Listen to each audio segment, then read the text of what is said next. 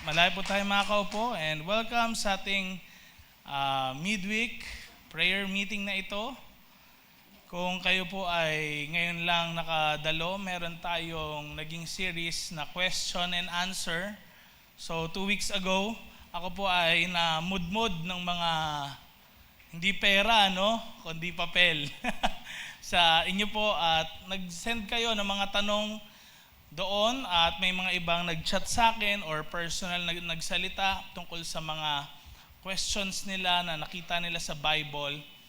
And alam ko po, baka meron din kayo ngayon na question, Kaya titignan natin kung baka yung ilan sa mga question nyo, masasagot natin ngayon.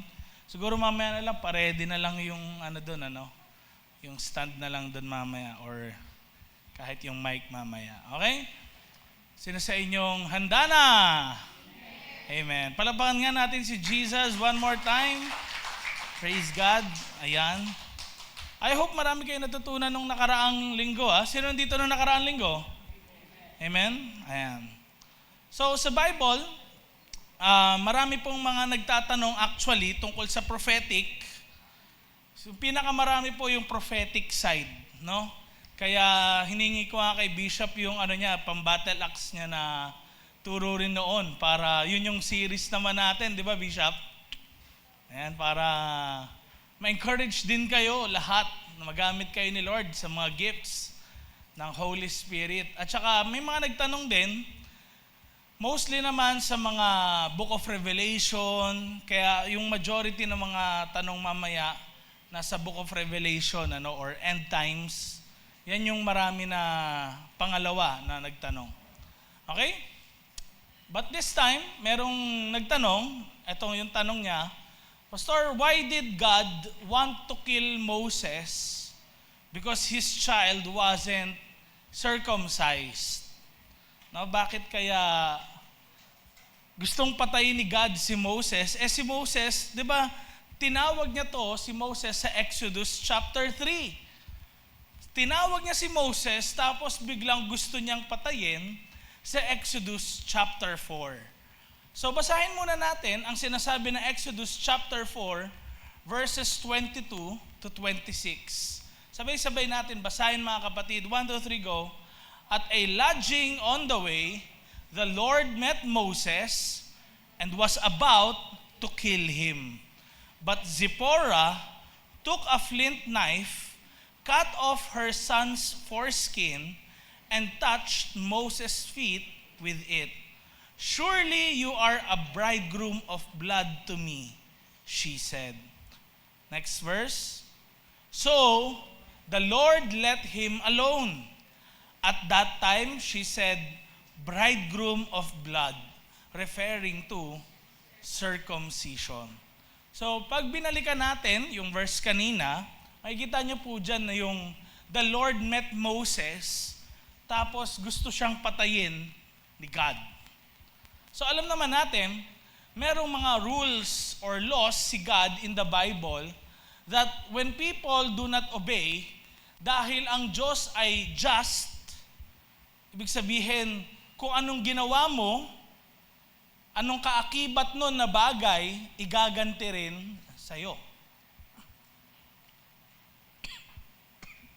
So, ngayon, si Moses, next slide, sa Exodus chapter 3, next slide please, ay i-represent niya si God before Pharaoh nung tinawag po siya sa Exodus chapter 3. Pero ang problema po, he was neglecting yung covenant obedience sa kanyang sariling bahay. So remember, yung covenant na ito po yung covenant ng circumcision sa mga Israelites before God.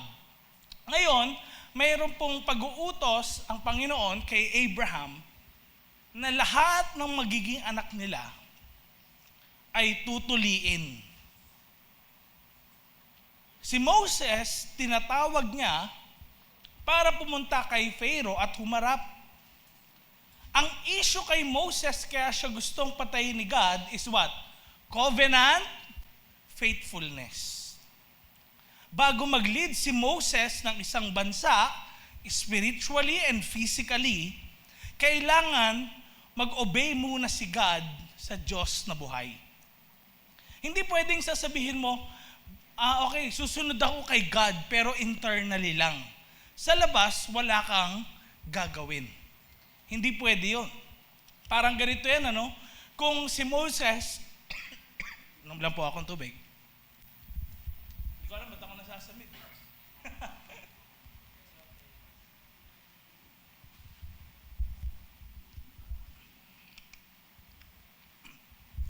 Kung si Moses nabuhay sa panahon natin, parang ganito yan, ano? Leader ka sa church, tinawag ka ni God na mag-lead ng mga tao, pero may gusto si God na iwanan mo sa iyong buhay o kaya specific na bagay na inuutos niya sa iyo na gawin mo, pero ayaw mong gawin. Paano ka magli-lead sa ibang mga tao na sumunod sila sa Panginoon kung ikaw hindi ka sumusunod? Nakuha po natin? And that is why, sabi sa Genesis chapter 17 verses 10 to 14, ganito po, "This is my covenant with you and your descendants after you." Ito yung covenant ni God with Abraham, na ano daw, "You are to keep every male among you shall be circumcised." Verse 14, tignan niyo po, sabi, "Any circumcised male who has not been circumcised in the flesh will be cut off from his people. He has broken my covenant." Ang covenant po ay hindi lang basta promise, kung hindi may kaakibat talaga siya na parusa kapag hindi mo sinunod. And that is why sa Israel po, merong mga covenant renewal na naganap. Tapos every time na hindi nakakasunod ang bansang Israel, kung mapapansin niyo yon, sila ay hindi na sumusunod kay Yahweh, may iba na silang gods na sinusunod. Hinahayaan ni God yung ibang mga bansa na sakupin sila. Hindi na sila sumusunod kay God, kaya hinayaan na ni God na maghirap ang kanilang mga buhay. Now, next slide. Ito pong covenant ay isang serious act of obedience. Kumbaga, hindi pwedeng hindi mo gawin. No? Hindi pwedeng hindi mo gawin. Particular ito, nung panahon na yan, ng Book of Genesis, Exodus, dahil at that time, magli-lead si Moses sa buong bansa, tapos kung siya yung leader, hindi niya gagawin yung bagay na yon, hindi siya susunod, paano niya papasunurin ang buong bansa ng Israel? Ito po yung makikita nating lesson. This moment teaches that leadership without obedience is dangerous. Sabi mo sa katabi mo, delikado pala. Okay? Ayan. And next question naman natin, may nagtanong, sabi niya, "Pastor, sabi sa Hebrews 6, it is impossible daw to restore someone who has fallen away." Does that mean po ba na hindi niya na i-allow yung mga taong makabalik? Sino sa inyo nakabasa niyan sa Hebrews 6? No? Parang minsan, ang iniisip natin, "Pastor, bakit ganyan? Akala ko ba si God, He is a gracious God?" Well, sa totoo lang po, ito ay isa sa mga most debated, no? Next slide. Na mga question and verses sa passages sa scripture. Pero alam niyo po, merong dalawang faithful interpretations ito. Dalawa na interpretations. So, basahin muna natin ang sinasabi sa Hebrews chapter 6, verses 4 to 6. Sabay-sabay nga natin basahin. 1, 2, 3, go. "It is impossible for those who have once been enlightened, who have tasted the heavenly gift, who have shared in the Holy Spirit, who have tasted the goodness of the Word of God and powers of the coming age. Next slide. And who have fallen away to be brought back to repentance. To their loss, they are crucifying the Son of God all over again and subjecting Him to public disgrace. So, tingnan niyo yan, yung sabi na, who have fallen away. Nakaranas sila ng goodness, nakaranas sila ng mercy ni God, na ang hirap na daw pabalikin.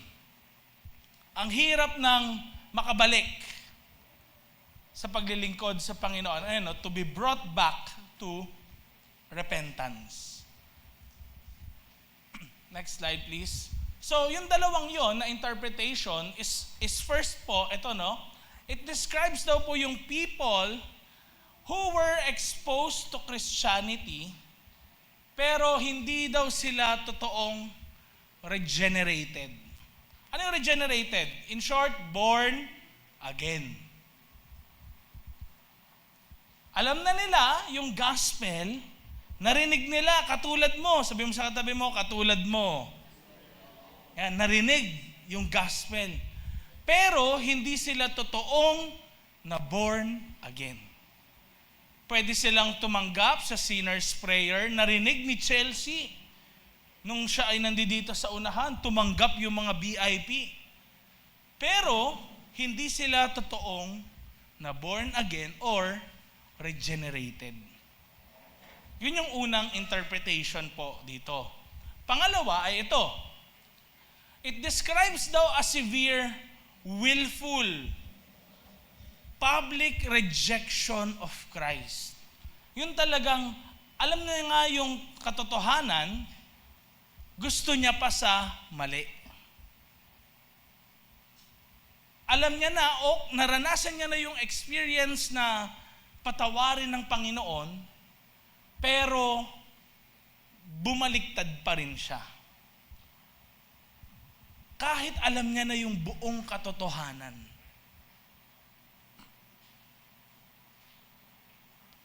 Ginusto niya to. Hindi siya yung pinilit ni God na parang, sige, lumayo ka sa akin. Hindi. Decision to nung tao na yon. Willful. Okay? So yung una, hindi daw talaga na born again. Pangalawa is yung talagang mula sa puso niya, desisyon niya talagang umalis. Bakit? It does not describe daw, itong Hebrews chapter 6 na ito, verse 4 to 6, ang tatlong bagay na nasa isipan mo. Ano yon? Hindi daw yung isang believer na nag-i-struggle. Hindi yan yung tinutukoy dyan. Sino dito may mga struggles? Diba? Lahat tayo merong mga struggles sa ating buhay. Struggle minsan mag-pray, pero hindi all the time. Diba? Struggle minsan sa pagbangon para magbasa ng Bible, pero hindi all the time. Struggle minsan na umattend ng connect group, ng church services, pero hindi yan yung tinutukoy sa verse na yan. Hindi rin po yung isang backslider, tumalikod, hindi naman, ang tinutukoy ko pong backslider dyan, yung ganito, tagal nang di dumadalo, di nagbabasa ng Bible, hindi naman yung talagang kinikurse niya na si Jesus, hindi yung tao na talagang dinenounce niya yung faith niya. Hindi yun. Pwedeng backslider lang sa isipan natin. Ang isipin kasi ng backslider sa marami, yung di na nag-church. Di ba? Tapos pag dumalo ulit, parang feeling natin, nandiyan dyan yung backslider. Mali yun. Okay? Hindi dapat ganun yung tingin natin sa kanila. Kasi, hindi naman sila talaga nawala kay God. Dahil bakit? Pwedeng they fall into sin, pero bumabalik naman sila. Yung tinutukoy natin dito, yung falling away. Yun talagang umalis na talaga. Willfully, kung merong cliff, tumalon na talaga siya dun. Naintindihan natin? Parang ganito, nung sinabi ni Jesus, wag ka tatalon dahil niligtas na kita. Pero hindi, nireject niya pa rin yung regalo ni Jesus sa kanya, tumalon siya. Next slide.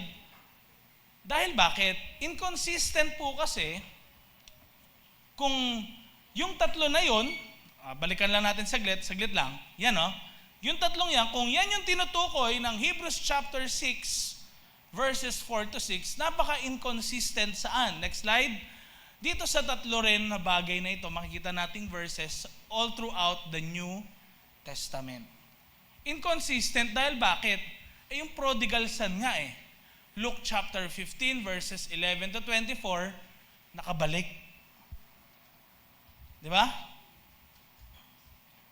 Sino pa? Si Peter. Isa mismo sa disciple ni Jesus.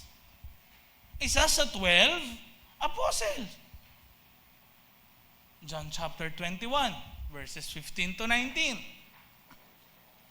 Dinanay si Jesus. Pero, nakabalik. Ano pa? 1 John chapter 1, verse 9. If we confess our sins, He is faithful to forgive us and to cleanse us on our righteousness. So, sa madaling salita, yung tatlong bagay na yan, yung believer na nag-struggle, nag-repent, bumagsak lang sa kasalanan, tas bumabalik ngayon, hindi yan yung tinutukoy nung Hebrews chapter 6, verses 4 to 6. Ang tinutukoy po dyan, next slide, ay yung tinatawag na hardened apostasy. Yung tumigas na yung puso nila. Ilang beses nang kumakatok si Jesus, ang tagal-tagal na, hindi pa rin nila binubuksan yung puso nila sa Kanya. Kaya ano nangyari? Hinayaan na sila. Kaya tingnan nyo, it's not a declaration that God refuses repentant sinners. Hindi yung parang hindi ka napapatawarin ni God. Hindi. Yun nga yung gusto niya, yung lumalapit sa Kanya, di ba? Kino-confess natin yung sin. Pero ito na yung mga tao na kung saan hindi na nila gustong i-confess yung sin nila, ayaw nila tanggapin na yung biyaya ng Diyos. Sino sa inyo nagre-regalo? Come on, taas kami, mga nagre-regalo. Sino sa inyo nakaranas na ganito? Yung niregalo mo, binalik sa'yo.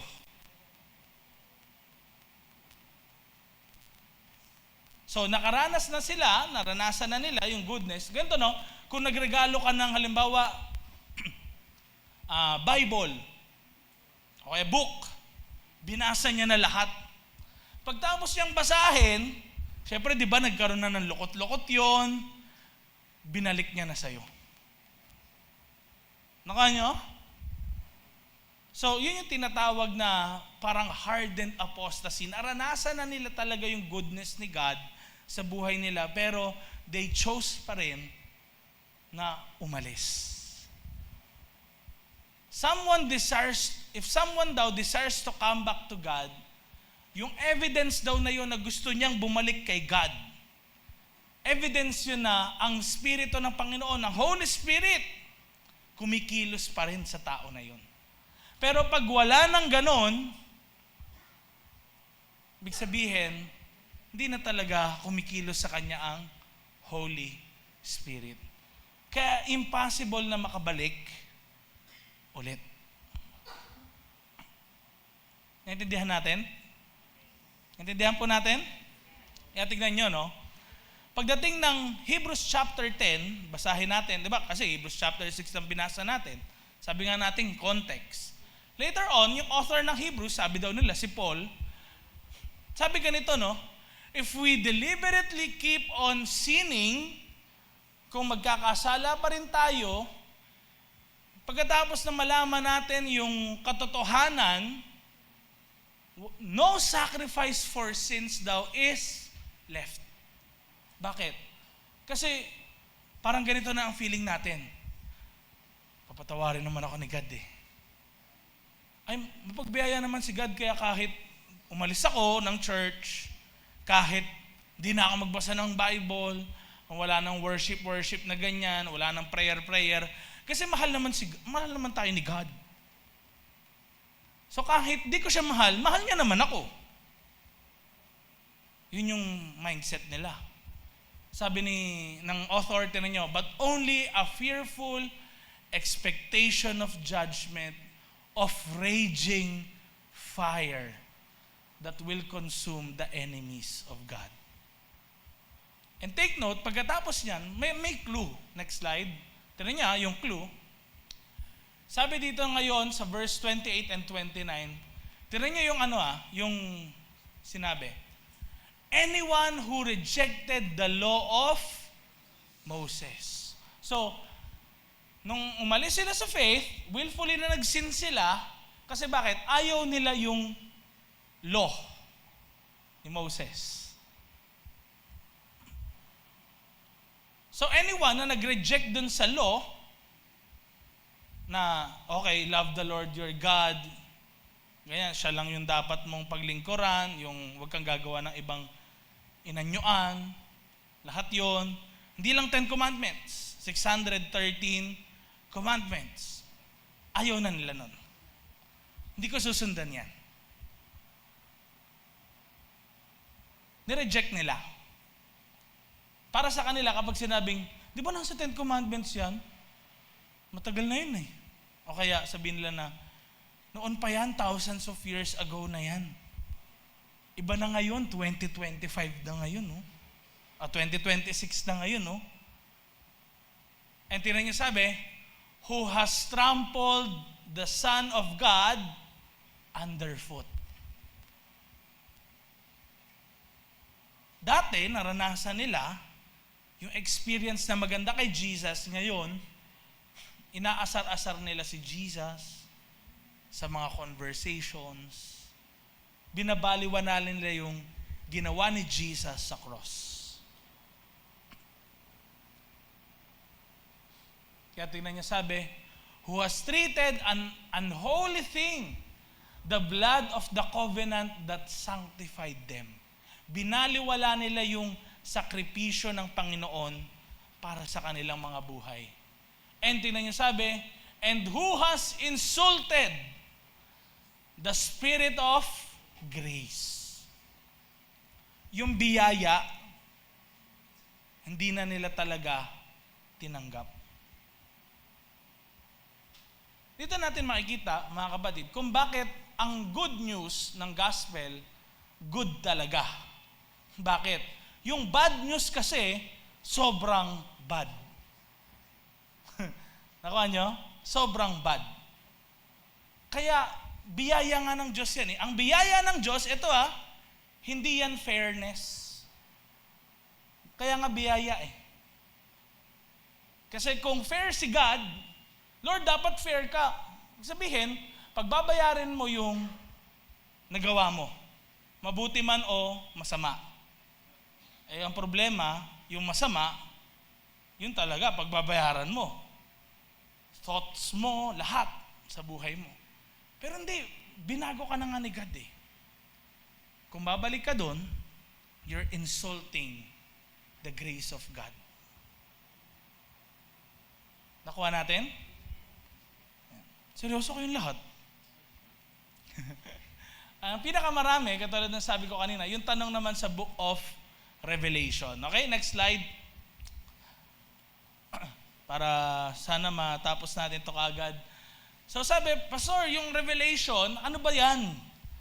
Ang Book of Revelation kasi full of strange symbols. Sino sa inyo nakapagbasa ng Book of Revelation? Taas kamay, come on! Sinong hindi pa, taas kamay, sige lang, huwag kayong mahiya. Ayan. So minsan ayaw nila kasi may makikita ka dong beast, dragons, may mga numbers, may mga visions. Paano po ba ito basahin? Paano ito i-interpret ng tama, Pastor? Yan yung tanong natin. So tandaan natin, una sa lahat, next slide, ang Book of Revelation po ay hindi lang siya basta naisulat na isang letter sa mga churches. Yan din po ay isang prophecy. So pag sinabing prophecy, may dinidil sa buhay ng mga tao. Bukod sa dinidil sa buhay ng mga tao, pwedeng may ina-address na issue current time. Sa current time nila. Nung panahon na yon, pinapersecute sila ng mga Romans or Gentiles. No? At prophecy rin sa future na pwedeng may mangyari na ganito. Apocalyptic literature, ibig sabihin po niyan, full of symbolism na kung saan gustong i-hide ng sumulat, parang, alam niyo yun, kayo lang nakakaalam ng ibig sabihin nun. No? Yung panahon po nila, tandaan nyo, alam nila kung ano yung tinutukoy ni John nung sinulat niya yung Book of Revelation. Kasi in the ancient times, full of symbols. So pag tinignan niyo yung hieroglyphs sa Egypt, di ba? Ano makikita niyo doon? Symbols. Ganun yun eh. So, in ancient times, mahilig talaga ang mga tao sa symbols. Yun yung nila. Kahit sa Greek mythology, di ba? Symbol. Ngayon, apocalyptic literature, ganyan yung pamamaraan ng mga pagsulat nung unang panahon kapag may ina-address daw na problema sa isang lugar. So, tignan nyo to Isa sa apocalyptic literature yung Book of Ezekiel tsaka Daniel, bukod sa Book of Revelation. No? So, pag tinignan nyo maigi, Book of Daniel tsaka Ezekiel, parang halos may similarity sila sa Book of Revelation pag binasa ninyo. Ngayon, anong meron kay Daniel tsaka Ezekiel nung time na yon, nung panahon nila? Ang meron po nun ay merong problema sa lugar ng Babylon, may problema sa lugar ng Persia. Bakit? Nandun yung mga Jewish people, persecuted sila. Nakuha natin? Ito ngayon, Book of Revelation. Ang mga Christians, nasa lugar ng known world nung time na yon, sa Europe, Middle East, Africa, at marami po ang persecuted. Okay? Next slide. So ngayon, dahil alam natin na isa tong sulat, na nakikiosyoso lang tayo, una sa lahat, sa kanila, dahil sulat ito sa mga churches, no? Pwedeng may sulat na feeling natin, parang nakaka-offend naman ata to. Diba? Sasabihin, wala na ang iyong first love. Pwede mong sabihin ngayon, judgmental mo naman. Hindi, diba? Pero sa totoo lang, tingnan mo muna. Sulat yan para sa iba muna. Diba? Tulad na sabi ko sa inyo ng nakaraang mga linggo.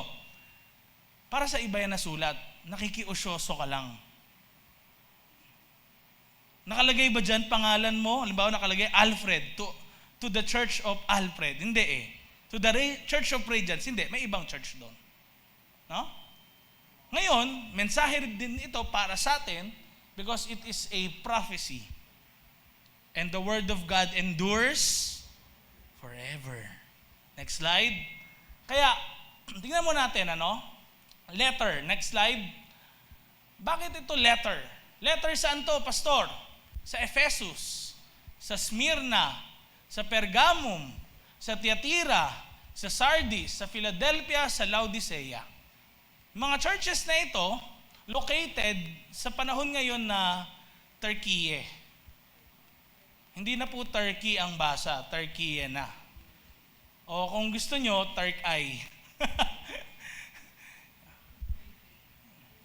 Yan. Yan ang mga churches na sinusulatan ng Book of Revelation nung time na yon. And nung time na yon, dahil ito ay sulat para sa kanila, next slide, ano kalagayan nila? They were suffering persecution under the Roman Empire. So, minsan, iniisip natin, ay, end times to, para sa future agad to. Hindi, teka, pause ka muna. Huwag ka munang tumingin kaagad sa future agad to. Tignan mo muna kasi sila yung sinulatan. No? Yan ba talaga kaagad? Yung meant ba kaagad ni John para sa future agad? Hindi. May issue na ina-address si John muna. Ano yun? May nangyayari kasi sa panahon nila na persecution.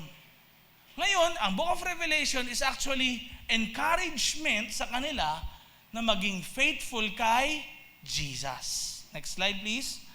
Kaya, ang Book of Revelation po ay hindi po naisulat primarily para i-predict yung mga modern news na nakikita natin sa TV, sa social media.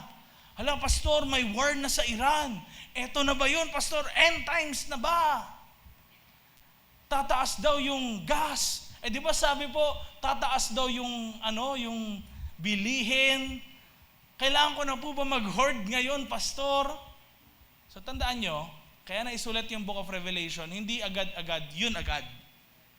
No, na kailangan mo na kagad mag-ipon ng pagkain. Hindi yun. Ang purpose is, tandaan nyo, to strengthen believers living in the first century. Oo, na merong persecution, merong darating na problema, at hindi naman nawawala nun. Tama ba? Hindi, tama ba? O tulad niyan, 2026 na. Sino dito nakaabot yung isang tao na pamasahe sa tricycle, 4 na piso? Di ba? Ano naabutan nyo? 6 pesos na Nakita ko nga noon yung burger ng Yum Burger ng Jollibee, 7 pesos lang noon yun eh. Di ba?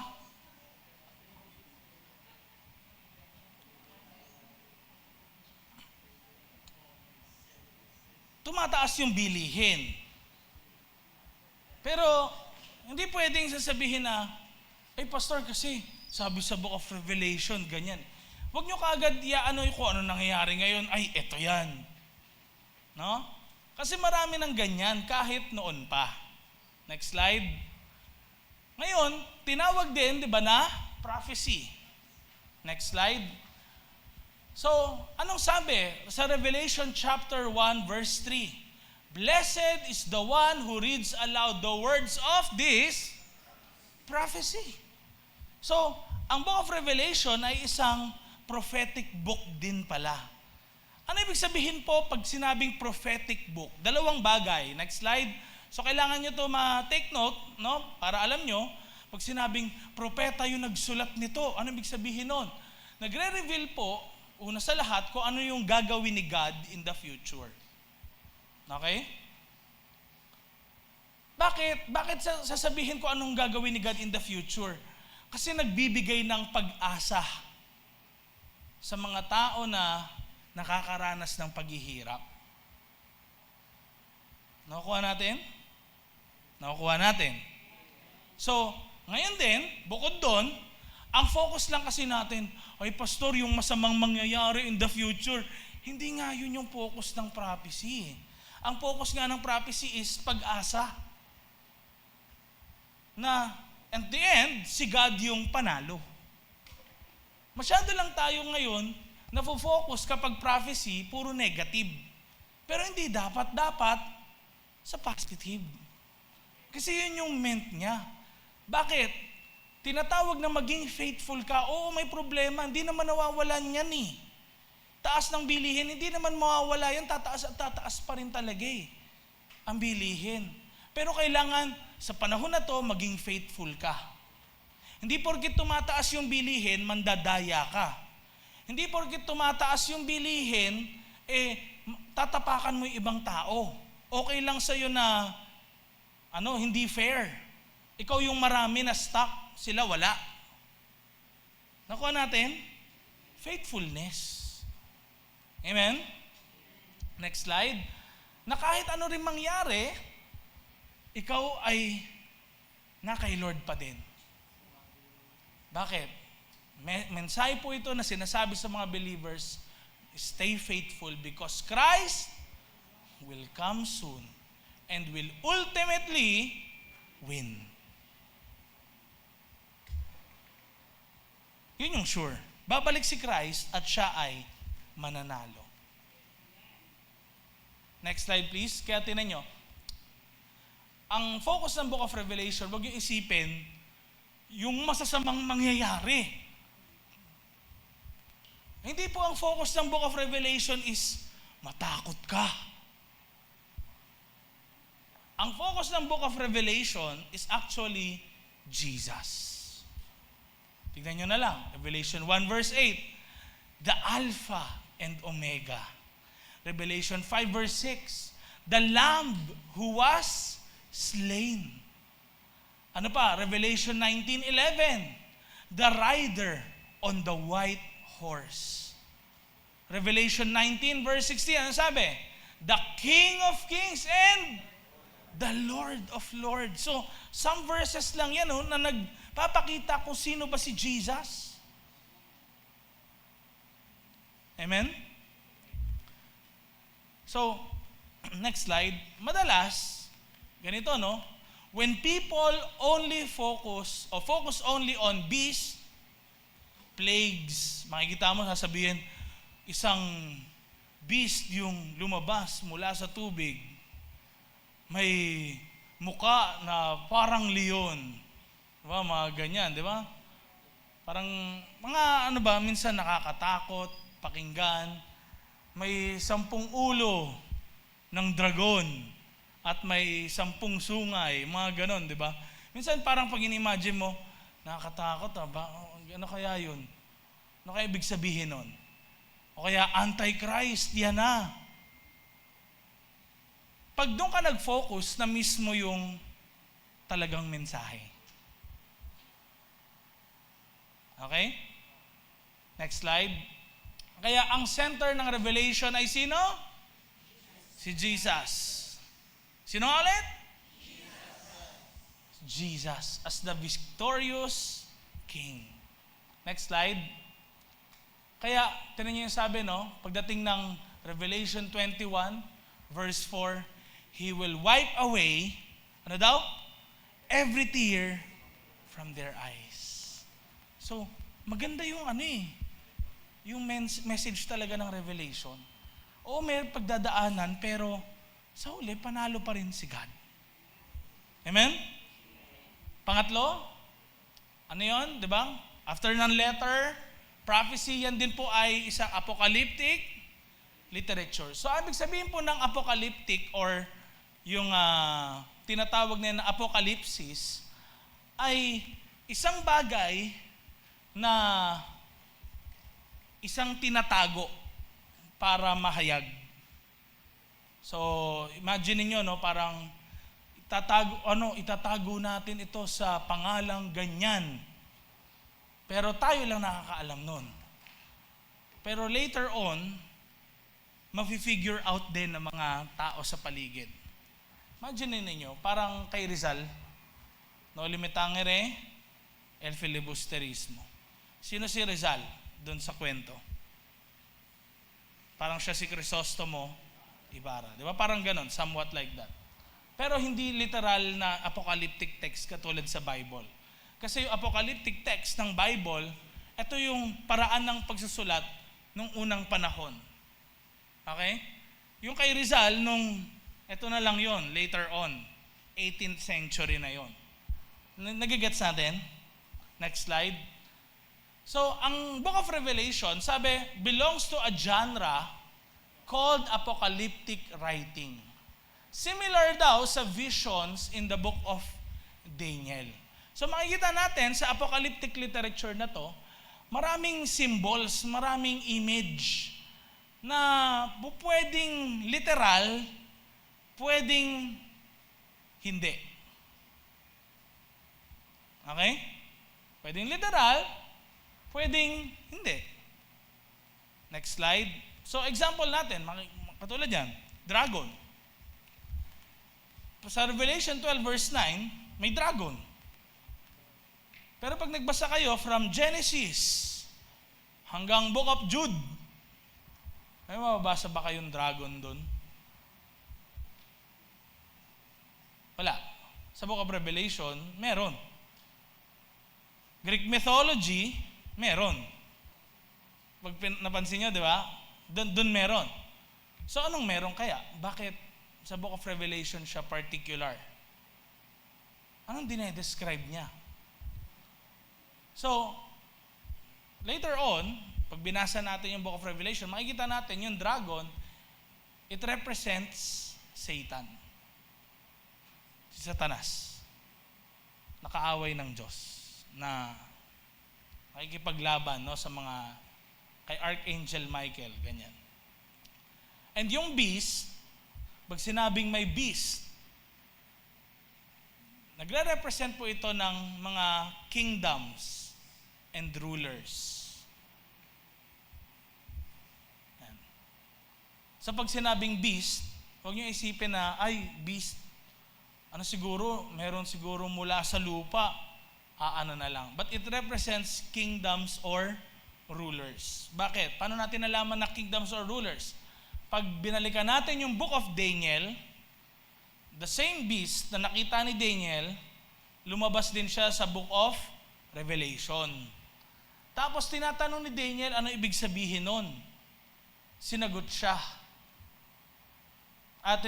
Tinatanong ni Nebuchadnezzar kay Daniel, anong ibig sabihin ng beast?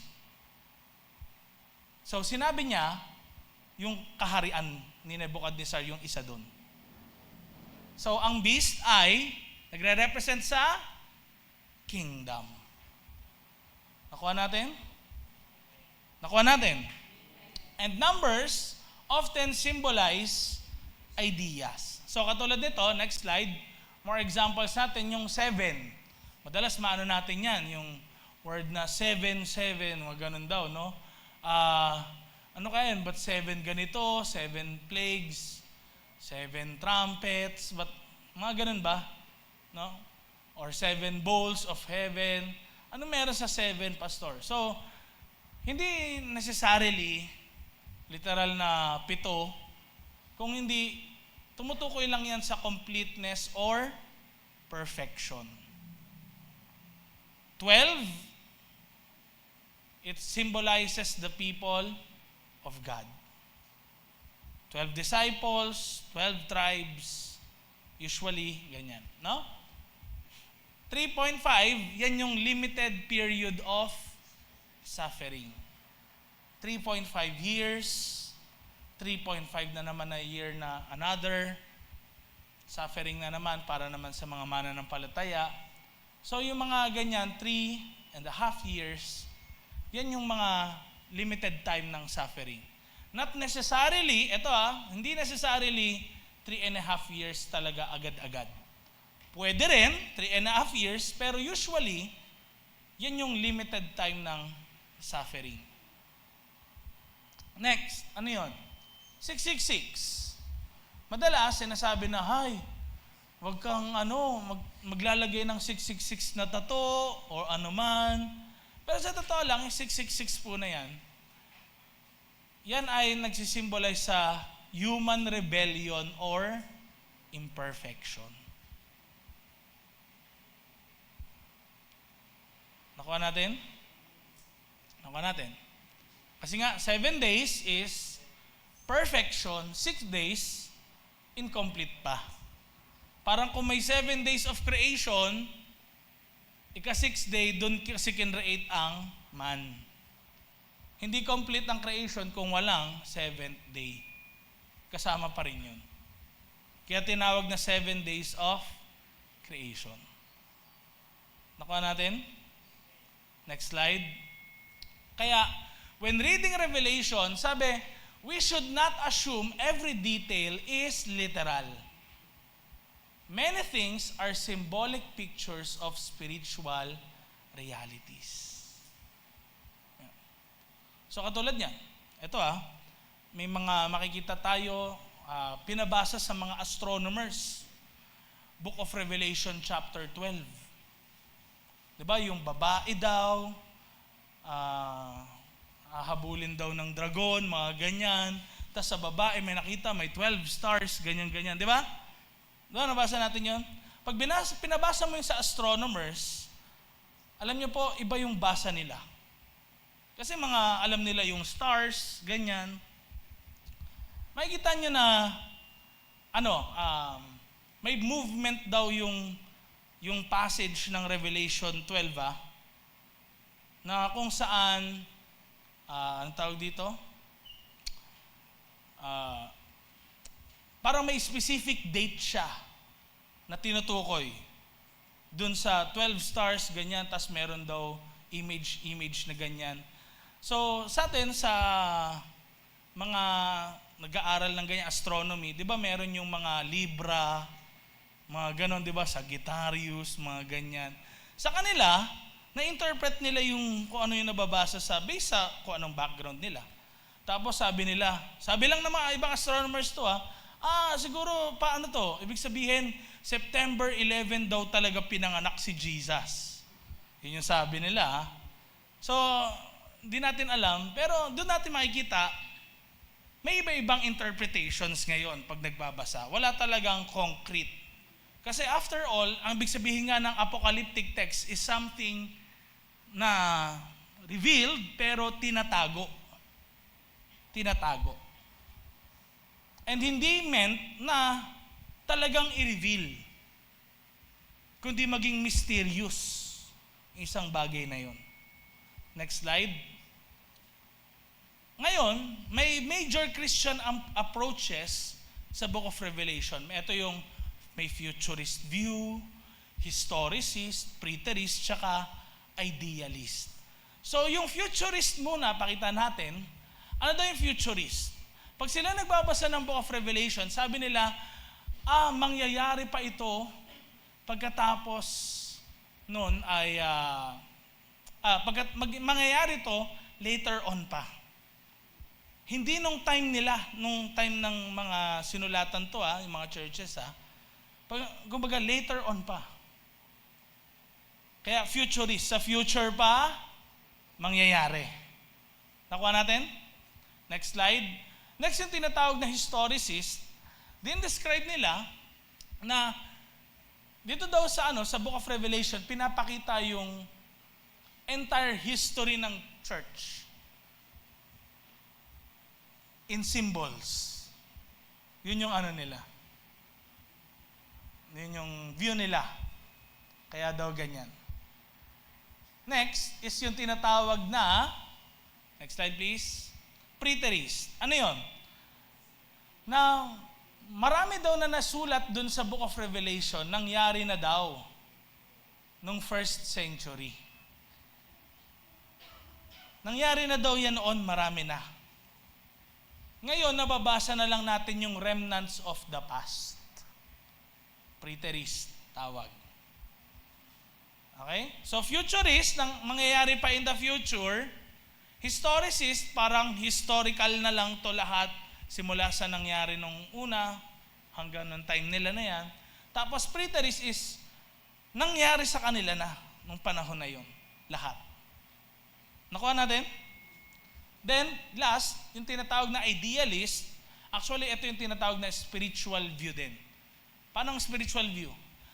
Na merong spiritual battle between good and evil throughout history. At sa Book of Revelation, itong binabasa daw na to ay full of symbols ng spiritual battles. So ngayon, next slide, anong tama, di ba?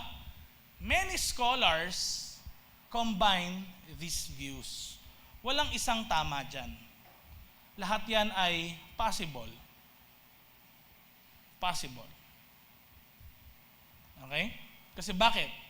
Ang prophecy katulad noon, na isulat noon para sa mga tao noon, time na yon, pero meron din siyang sinasagot na mangyayari in the future. Nakuha natin? So both yung preterist tsaka futurist, pwedeng tama. Okay? At pwede rin yung historicist, tama din. Pwede rin yung idealist, tama din. Nakuha natin? Next slide. Now, Pastor, ito yung last question natin. Does everything in prophecy have to happen first before Jesus returns? Pastor, kailangan ba mangyari muna lahat? Mag-suffer muna tayo, ganyan, bago dumating si Jesus? Kailangan ba lumabas muna yung ganito, magkaroon ng lindol bago dumating si Jesus? Ano po bang tamang sagot dito, Pastor? Next slide. No. Hindi kailangan mangyari lahat. Bakit? Because some prophecies are conditional. Yung iba. Some are conditional. Yung nababasa rin natin sa Book of Revelation, symbolic. Pwede kasing ganito nangyari, no? Akala natin hindi pa nangyari pero nangyari na pala. Nakuha natin? Nakuha natin? So, kailangan lang maging ready tayo. Some kasi din, sabi, may unfold simultaneously rather than a strict chronological order. So, ibig sabihin, pwede daw mangyari sabay-sabay. Nakuha natin? Yan. So, hindi siya yung sunod-sunod. Pwedeng sabay-sabay. Yan. Next slide, please. So, Jesus described certain signs sa Matthew 24, verse 6 to 14. Ano daw yon? Wars and rumors of wars. Sabayan niyo ako sa pagbasa. Famines, earthquakes, persecution, tsaka global preaching of the gospel. So, yan yung mga pwedeng mangyari in the future. Pero, sa totoo lang, pag tinignan natin, nangyayari ba yan ngayon? Yes. Nangyayari noon? Yes. So, from that time, na isulat yung Book of Revelation, nangyayari na pala yan. Wars, famine, earthquake, persecution, global preaching ng gospel. Ano lang inihintay? Pagdating ni Jesus. Next slide, please. Kaya, yung mga bagay na yan, tinawag ng Matthew chapter 24 na ano daw? Beginning of birth pains. Alam nyo, ngayon ko lang naintindihan yung birth pains sa asawa ko. Kasi nga, di ba dahil siya ay ilang months na pregnant, ang dami niya talagang nararamdaman. Sabi niya, masakit yung ganito ko, ito minsan umiikot, nasusuka ko. So, ganun pala. So, halimbawa, tinan nyo, no? Kinakabahan ka, di ba? May naramdaman ka. Ako rin kinakabahan para sa kanya eh. Ospital na ba tayo? Tinatanong ko minsan. Kaya tingnan nyo, di ba? Pag lumindol, Pastor, darating na ba si Lord? Pastor, may gera. Yan na ba yun? Pansin nyo? Napansin nyo? Kaya pala tinawag na birth pains.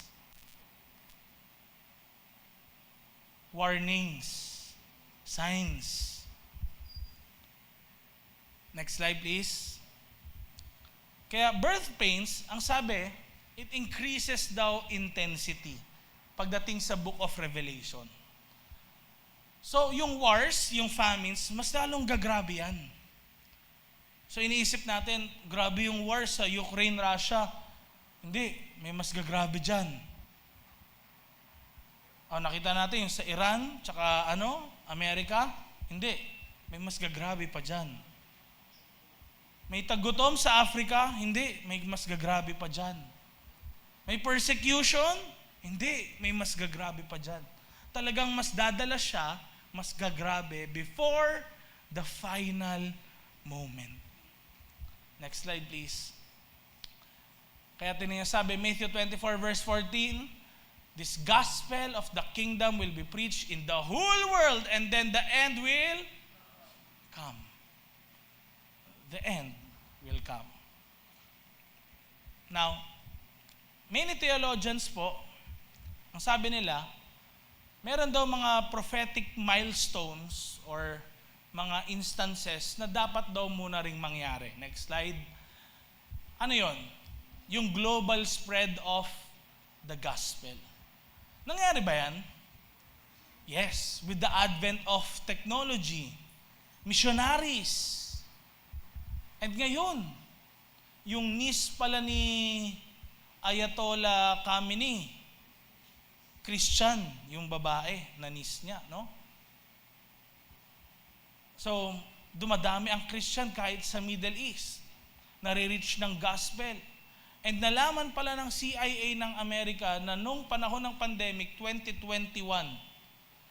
sila daw yung merong pinakamaraming download sa internet nung panahon ng pandemic, yung Iran. Saan? Ano din na download? Bible. Ano pa mangyayari? Rise of the Antichrist. So, napag-usapan natin yan before. Noong una pang panahon, marami na daw talagang Antichrist. Di ba?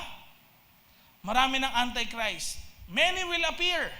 Pero, meron din talaga yung tinatawag na final Antichrist. Nakuha natin? Then, may tinatawag na abomination of desolation. So kasi ganito, no? Kaya ngayon, mas medyo kinakabahan yung marami dahil sa for 2,000 years, mga kapatid, hindi kinikilala yung bansang Israel. Noong 1946 lang na declaration, dun kinilala. Sabi nila, 1948 daw, ganyan. Pero dun kinilala. So, for 1,000 years, almost 2,000 years, ngayon lang nagkaroon talaga ng officially bansang Israel. Pero may Jewish people all throughout the world na kumakalat nung time na yun. Nakuha natin? So ngayon, syempre, dahil nga yan yung focus, alam na natin papalapit ng papalapit. Lalo na, kapag sinabi yung abomination of desolation, ano yan, pastor? Babastusin yung templo ng Panginoon sa Jerusalem. Hindi po kailangan magbuo ng temple na parang dun sa Dome of the Rock, yung merong ginto na bilog na ganon. Hindi po kailangan. Bakit? Kailangan lang magkaroon ng temple doon at yung Antichrist mag-offer ng baboy or any maruming animal. Yun lang kailangan. Next is yung Great Tribulation. Ang Great Tribulation, hindi lang yan sa Christians. Okay? Ang Great Tribulations ay para rin sa tao na hindi Christian. At mangyayari ang pagbabalik ni Christ. Next slide, please.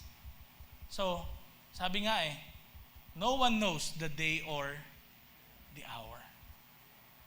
Di natin alam, pero kailangan magmatsyag, mag-ingat. Sa panahon natin ngayon, marami ako nakakausap din, tsaka nalalaman ko lang ng mga stories.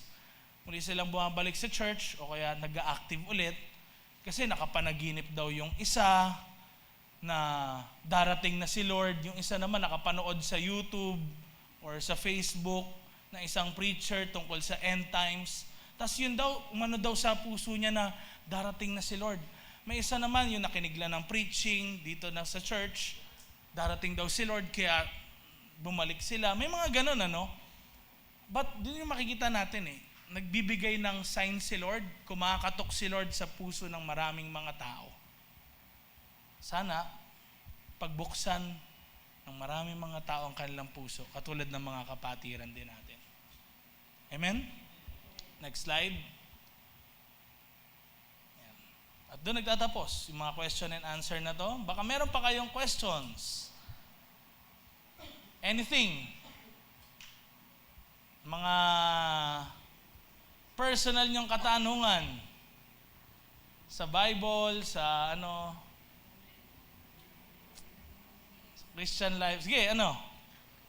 Ano yun? Jael? Si Jael meron. Ano yun, G? Meron ba? Ba't nahiya kayo? Huwag kayo mahiya. Huwag kayo magtuturoan. Kasi kaya nga tayo nagtatanong para matuto di ba? Sige, meron bang tanong dyan? Ano kayo maiya? Ano? Ikaw, Del? Ah,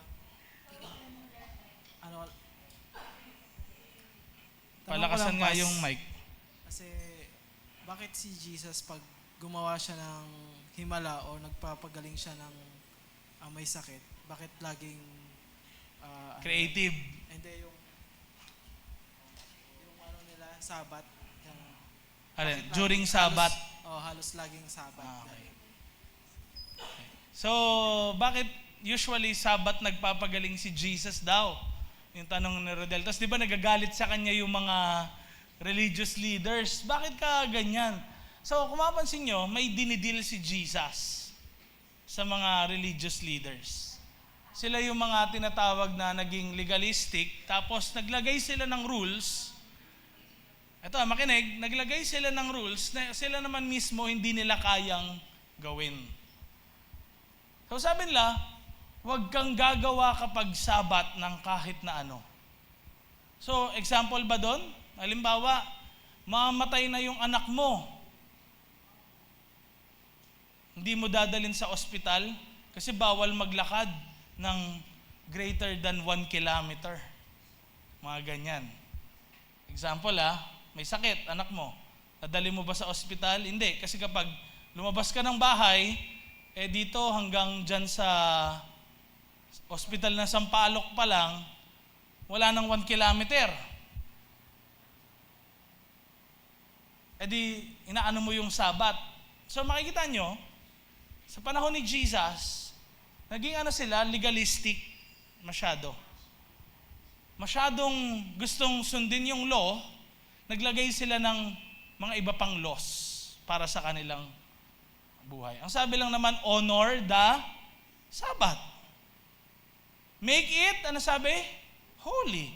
Ibig sabihin, ng holy, hindi yung necessarily di ka natutulong sa may hirap, o kaya sa naghihingalo na. Kung hindi, make it holy. Kung ano yung ginagawa mo ng first day, second day, third day, fourth day, fifth day, sixth day, iba yung ginagawa mo sa sixth day, sa seventh day. Bakit? Anong ginagawa mo doon? Para kay God yun. Paano mo mapapakitang mahal mo naman si God? Yun yung problema. So, paano mo mapakita sa seventh day na mahal mo si God? Kapag tumulong ka sa nangangailangan. May sakit. May lumpo. Di ba pa gagalingin ni Jesus yon? Nakuha natin? So, sinasabi lang ni Jesus na, hindi, kapag Sabat, si Lord mismo, si God Almighty, siya yung Diyos ng Sabat. Ngayon, kung siya yung Diyos ng Sabat, dapat luwalhatiin mo siya sa araw ng Sabat. Paano mo luluwalhatiin si God? Paano mo papupurihan si God? How can you say you love God kapag Sabat? Hindi ka gagawa, hindi ka kikilos, hindi ka magluluto. Yun ba yun? Nakuha natin kung bakit tinatawag ngayon absurd yung ginagawa ng mga Pharisees nung unang panahon. Ayan. Sana nakuha mo din. Okay ba? Nakuha niyo lahat? Parang seryoso si Ate Marisa masyado. Iniisip mo ba tong Ate Marisa, or may tanong ka dyan sa isipan mo? Ganun talaga siya.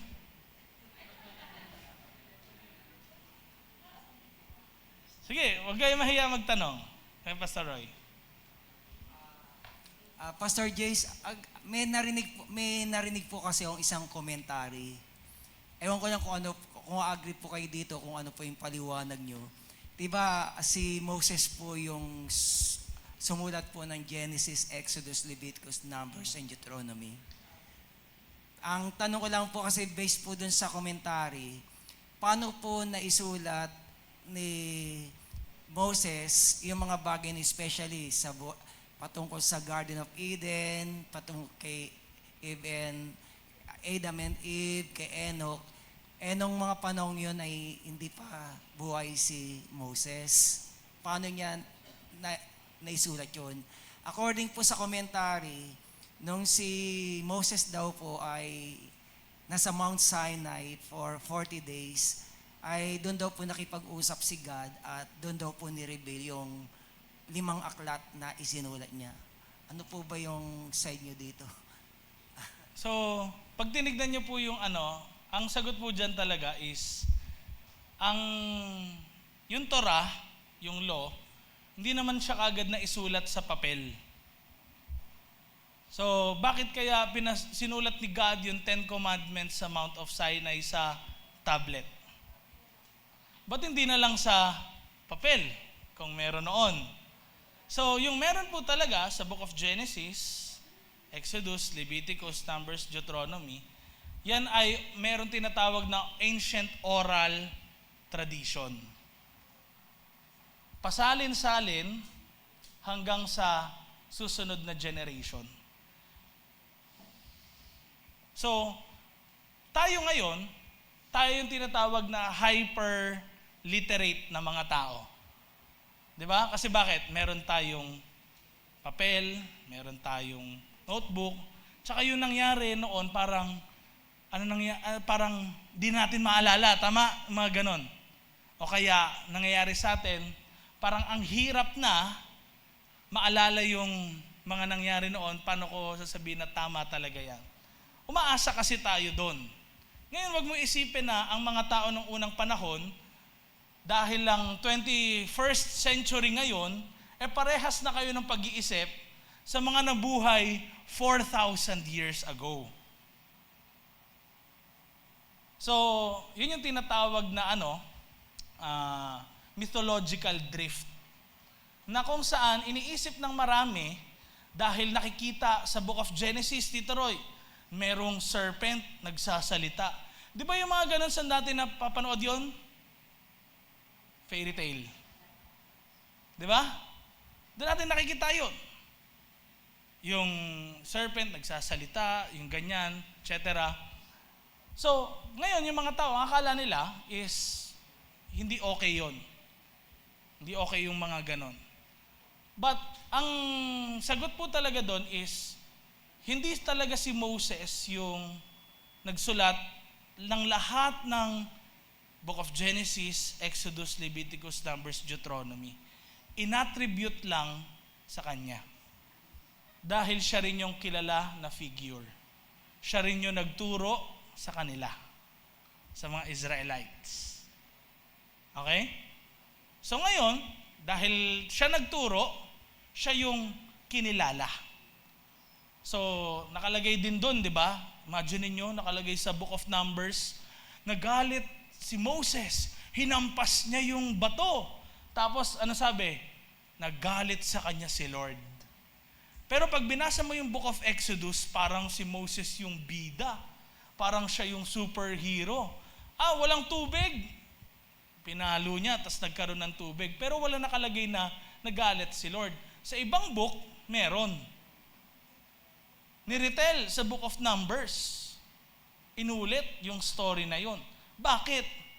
So kung ikaw si Moses, lalagay mo ba yung parang, alam mo yon, yung negative part ng buhay mo? So marami nagsasabi mga scholars, mga investigators, hindi daw talaga si Moses yung nagsulat. Pero, meron kasing tinatawag na oral tradition noong unang panahon. Kaya tignan nyo, dalawa yung story ng creation. Book of Genesis chapter 1, tsaka 2. Merong garden na ba kagad sa Genesis 1? Wala pa. Genesis 2, meron. So, yung mga ganun, And, pag tinanong mo rin sa akin, paano yung garden na yun? Saan sakop nun? Buong known world na ba yun noon? O isang part lang? Di ba? Doon mo makikita yun. So, may tinatawag na mga ganon. Then, makikita rin natin, maraming doublets ng story. Yung isa sabi, si God daw yung nagbukas ng ark. Yung isa sabi, si Noah daw nagbukas or ganyan, Dahil sa oral tradition, maraming perspectives, maraming mga nagkwento, pero kinompile nila.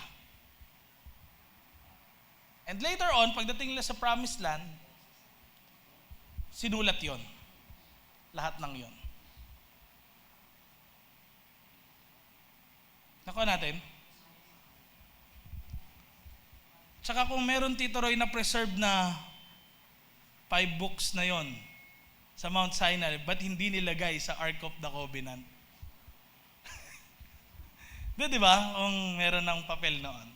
Pero wala pa. Pero may oral tradition kasi sila. Yan.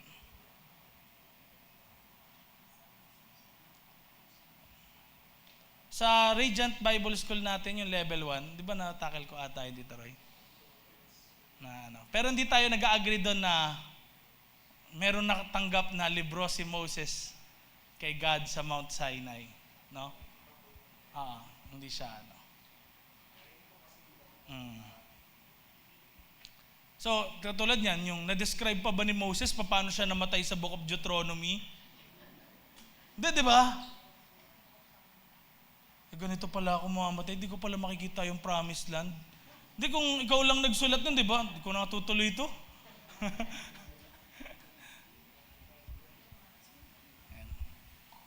Sige, Che. Ka naman iya. Okay lang yan. Kukurutan pa kayo ng asawa mo. Kung nung namatay po si Judas, saan po siya napunta nun? Though sinabi po, diba? Gusto mo ba malaman? Diba? Joke lang. Joke lang. Dun sa Last Supper po kasi, diba? Sinabi niya na makakasama niya pa din po yung 12 sa kaharian. So, dalawa actually yung view dyan. Pero yung talagang sagot, hindi pa natin alam. Yun talaga. Ang destination ng isang tao, hindi tayo magsasalita nun. Ito wag niyo sasabihin kaagad sa isang tao na, ay, sa impyerno ka mapupunta. Ay, ito sa langit to. Kasi bakit? Hindi natin alam yung buhay nila. Kung walang Judas, mapapako ba si Jesus? Isang view yun, na una sa lahat, sabi daw nila, si Judas daw kasi yung tool para mapako si Jesus.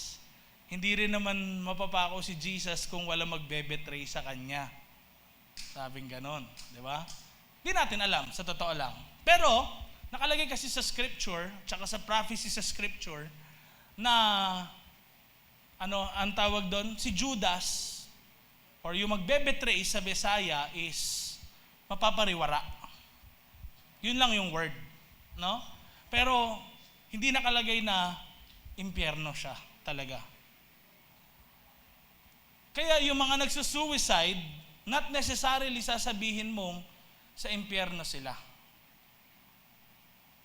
Dahil bakit? Example, kung isang tao nagsuicide dahil sa mga problema niya, isipin mo na lang, kung si God, He is loving, He is hindi na nga maganda nangyayari sa buhay ng isang tao dito sa lupa, tapos dun pa rin siya sa hindi pa rin maganda. Parang kung titignan mo, di ba? Yun ba yung loving God na natin? Hindi pa rin natin alam. Pero may nagsasabi na side din na pag nag-suicide ka, sa impyerno ka. Kasi inano mo yung tawag doon, yung natural na buhay, ganyan. Kinuha mo, ikaw yung naging Diyos ng buhay mo. May nagsasabi ng ganon, pero hindi po para sa atin magsabi na ang isang taong nag-suicide sa langit o sa impyerno. Isa lang, sure, if you accept the Lord Jesus Christ in your heart as your Lord and personal Savior at talagang kinilala mo siya sa buhay mo, then ikaw ay maliligtas. But kami ni na Bishop, ni na Reb, we're leaning towards dun sa part na si Judas, hindi talaga siya converted. Hindi siya converted. Kasama siya sa 12 ni Jesus, pero hindi siya converted. Bakit? May isang verse na sabi doon, ang tawag sa kanya ng mga disciples, rabbi. Anong tawag doon? Lord. Tawag sa kanya, Lord. Si Judas, ang tawag naman niya kay Jesus, Rabbi. So ang tingin niya kay Jesus, teacher lang. Hindi niya talaga Lord. Kaya isang hint na hindi talaga siya converted. Kasi si Jesus, tingin niya lang, isang teacher lang. So yun yung more on leaning kami doon sa side na yun. Kaya baka hindi talaga siya converted and sa impyerno talaga siya. Okay? Question? Si Nabton. Last na natin yan para... Alfred muna. Pastor, confused clarification lang po. Bakit ang Book of Enoch po hindi po siya kasama sa 66 books of the Bible? So, meron kasing, makinig. So, sabi ni Alfred, Pastor, bakit daw yung Book of Enoch na nakasama dun sa Dead Sea Scrolls, doon noong 1946 nakita sa Qumran Cave, hindi daw kasama? Ano bang meron dun sa Book of Enoch para sa di nakakaalam? Doon po makikita yung dark history ng mundo. Kung mapapansin nyo po, ito after kay Adam, mapansin nyo na, di ba, yung binanggit na lang yung mga pangalan na next, tapos after nun, sino na? Noah na. Di ba? Ang daming binanggit na pangalan, hindi natin alam kung ano nangyari nung time na yon. Sa Genesis 6 lang makikita natin na sabi, meron daw mga sons of God na nakipagsiping sa mga daughters of men, tas nag-bore ng Nephilim giants. So sa Book of Enoch, makikita nyo yung history na meron daw 200 watchers ang tawag, na kung saan ganun nga yung ginawa. Tapos, nagkaroon sila ng mga anak, naging giants. Then, ito nangyari sila daw yung nagturo sa mga tao ng gumawa ng espada, mag-makeup, lahat yun, no? Yung mga pag-aalaga ng hayop, lahat, mga damit, kasuotan, lahat, ganyan. Sila daw yung nagturo. So, bakit hindi yun part ng Bible? Kasi yung Book of Enoch, 4 siya na book. May first Enoch, second, third, tsaka fourth. Ang kinikilala lang na parang probable daw, tama na inline sa doctrine, sa buong 66 books ng Bible ay yung first Enoch. Ngayon, kaya hindi rin siya naisama dahil sa maraming inconsistencies. Example, si Enoch daw ay labas-pasok sa lugar ng, anong tawag dito? Hades. Sa lugar ng Sheol. Yan. Yung underworld, labas-pasok daw si Enoch doon. So, isa yon sa mystery. Bakit labas-pasok? Anong meron? Ganyan. Then, nakikipag-usap siya sa mga angels na, ito yung nag-rebel against God. Nakikiusap na, baka pwede mo namang sabihin kay God na patawarin kami. Sabing ganon. Tapos yung mga giants din, lumalapit daw kay Enoch na nagsasabi na, wag na ituloy ng Diyos yung judgment niya sana. Yun, mga ganon, So, medyo inconsistent siya. Pagdating sa nangyari rin sa Book of Exodus, Leviticus, Numbers, Deuteronomy, nung pagpasok kasi ng border ng promised land ng mga Israelites, yung mga Anakites o Anakim, giants, pati yung, anong tawag dito? Yung mga ibang giants pa sa ibang mga ites, nakita yun ng mga Israelites, tas hostile sa kanila. So parang pag tinignan mo maigi, kung hostile sila, hindi nila kinikilala yung one true God, bakit sa Enoch bigla nilang kinikilala? Para bang ganun? So parang inconsistency siya sa theology. Inconsistency sa doctrine. Yun siya, Fred. Kaya hindi siya kinikilala. So, yung kinikilala na canonized na books, 66 books, is yung consistent sa doctrines. At saka, nagpapakita ng history, reliable source, either malapit kay Jesus, nakasama ni Jesus, ganyan, Friends ni Jesus, naging kaaway ni Jesus or ng mga Christians nung time na yon. Kaya tingnan niyo si Paul, di naman siya part ng 12 disciples, pero naging apostle siya. Pero ano ba dati niyang buhay? Against siya sa mga Christians. So para mo malaman na historical, na totoo ang isang bagay, hindi mo lang tatanungin yung kaibigan niya, kasama niya, tatanungin mo rin yung naging kaaway niya. So isa yun. Nakuha natin? Ayan. So siguro hanggang doon muna, para next week, meron naman tayong leeway sa iba. Kung meron kayong questions, please chat nyo lang ako. Try natin sagutin by God's grace. Sige, tayo ay manalangin. Lord, dalangin namin, kayo po yung patuloy na tumulong sa amin, maintindihan namin, nawa, lahat ng mga na-discuss sa amin. Lord, kayo po yung magbukas ng aming puso sa iyong mga salita. Tulungan nyo kami, Lord, na magawa po namin kung anong kalooban nyo sa aming buhay at hindi kami ma-deceive ng ibang mga katuroan or doctrine. Lord, ganun din po sa mga nagkaloob ngayong gabing ito, kayo yung magpala sa kanilang mga buhay. At kung meron pang ahabol, Lord, pagpalain nyo rin sila. Dalangin namin, Lord, kayo po yung gumabay at pumurotekta sa bawat isa sa kanila sa kanilang pag-uwi. Maranasan nila yung guidance po ninyo. Layo nyo sila sa anumang masamang tao, masamang spirito, mga banggaan at iba pang mga bagay. Makarating po sila ligtas at mapayapa at may kapayapaang nagmumula sa inyo. So may the Lord continue to bless you and keep you. May the Lord make His face shine upon you and be gracious to you. May the Lord turn His face towards you and give you peace. In the name of the Father, and of the Son, and of the Holy Spirit. Amen.